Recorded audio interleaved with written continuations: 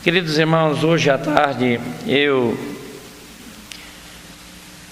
quando eu penso na responsabilidade que nós temos de guardar e proclamar a palavra de Deus, eu fico admirado que Deus nos usaria para esta obra santa e eterna.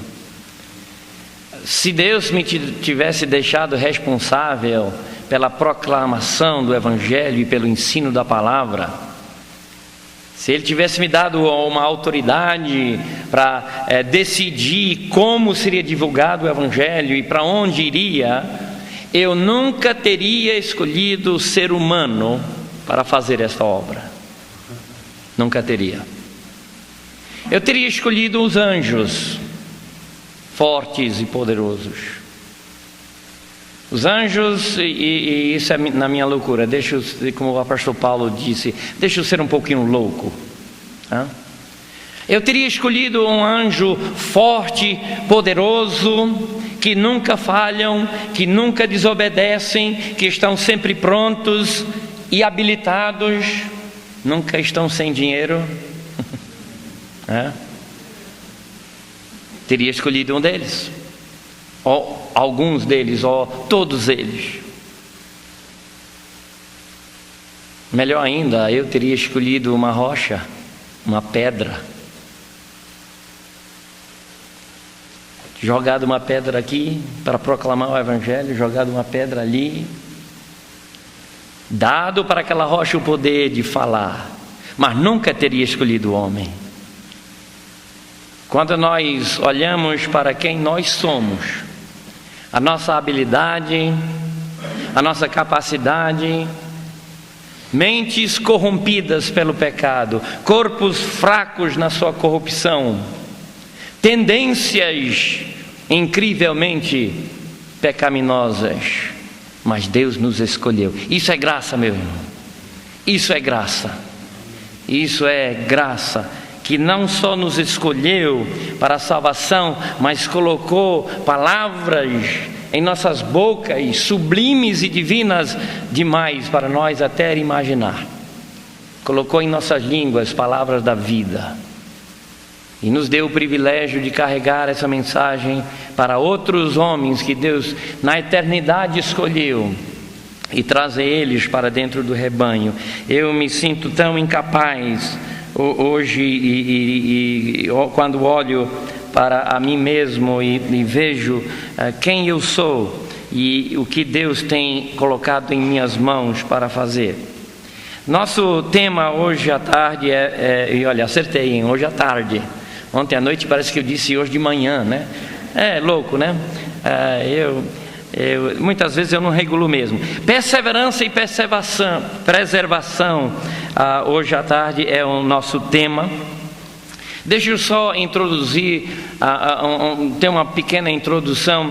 Não perseveramos para ser salvo, e sim porque somos salvos. Nós não perseveramos na doutrina para sermos salvos, nós perseveramos porque nós somos salvos. Cristo nos salvou e por isso nós vamos perseverar até o fim. Tem uma escritura na Bíblia que diz que saíram do nosso meio, saíram de nós por quê? Porque o quê? Não eram de nós. Então, a nossa perseverança prova que Deus realmente nos salvou. É a prova da nossa salvação. A sua perseverança é prova incontestável da sua salvação em Jesus Cristo. E os que Cristo salva, persevera, sempre perseverarão. Aqueles a quem Ele não salva, caem pelo caminho, murcham. Mas aqueles a quem o Senhor realmente salva, estes perseverarão, tá bom, vou deixar bem aí, até o fim. Mateus 24:13, pode conferir depois, né? Aqueles que perseverarem até o fim serão salvos, né? Agora, a maioria dos batistas concordam com a doutrina de preservação, mas muitos não acreditam na doutrina da perseverança. O mesmo Deus que preserva também impulsiona seu povo para fazerem seus propósitos. O homem realmente salvo por Deus não cairá finalmente ou para sempre, nem continuará numa vida de pecado constante. Ele pode cair, até mesmo em pecados horríveis, mas não continuará nesse pecado por muito tempo. Se um homem continua em pecados, isto é prova que nunca foi salvo em primeiro lugar.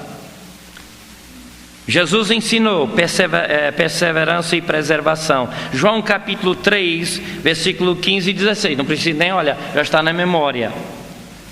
Para que todo aquele que nele crer tenha o quê? Vida eterna. Ele amou o mundo, deu seu Filho, e todo que nele crê não pereça. Não pereça. Meus irmãos, é incrível a simplicidade do Evangelho. Não pereça. Ponto final. Não pereça. Ponto final. Não tem não pereça se, não pereça como, não. Não pereça. Ponto final. E aí diz, mas tenha vida eterna. Eu acho que vida eterna está bom, não está? É comprido bastante para você? É longo bastante? Dá para viver bem numa vida eterna? Vida eterna, queridos, é eterna, não tem fim. Então, quando Deus diz que não perece, e ainda mais coloca mais um objeto em cima, não pereça, tá bom, tá ótimo. Não vai perecer, e o que ele tem no lugar é vida eterna. Vida eterna. Rapidinho, João 5, 24. Vamos olhar para lá. João 5, 24. Não vou esperar, diz assim: na verdade vos digo que quem ouve a minha palavra e crê naquele que me enviou tem a vida eterna. Não entrará em condenação, mas passou da morte para a vida. Tem a vida eterna e não entra em condenação. Queridos, ele tem a vida eterna e não entra em condenação. Não entra quando? Não entra quando ele pecar, não entra. Ponto final. Não tem condições ali, ele não entra em condenação. Quer dizer, nunca entra. Não entra em condenação. Não tem um argumento ali, ele não entra em condenação. Queridos, passamos da morte para a vida. Juízo, nesse nosso texto, ou condenação, nesse nosso texto, juízo implica condenação. E condenação implica juízo, é claro. João 3,18 diz: quem nele crê. Vamos olhar para lá. João 3,18. É importante que nós temos e confirmamos na nossa Bíblia estas verdades. João 3,18. E olha, eu vou usar hoje passagens que todo mundo lê e acham tão simples, mas que realmente a maioria não crê. Eu fico um pouco perturbado muitas vezes que em nossas próprias igrejas há muita dúvida a respeito da perseverança e da preservação de Deus. Eu tenho amigos, eu acho que são amigos, que não crê na segurança dos salvos. E eles leem e decoram estes versículos, mas não estão crendo no que os versículos dizem. Olha para o João 3,18. João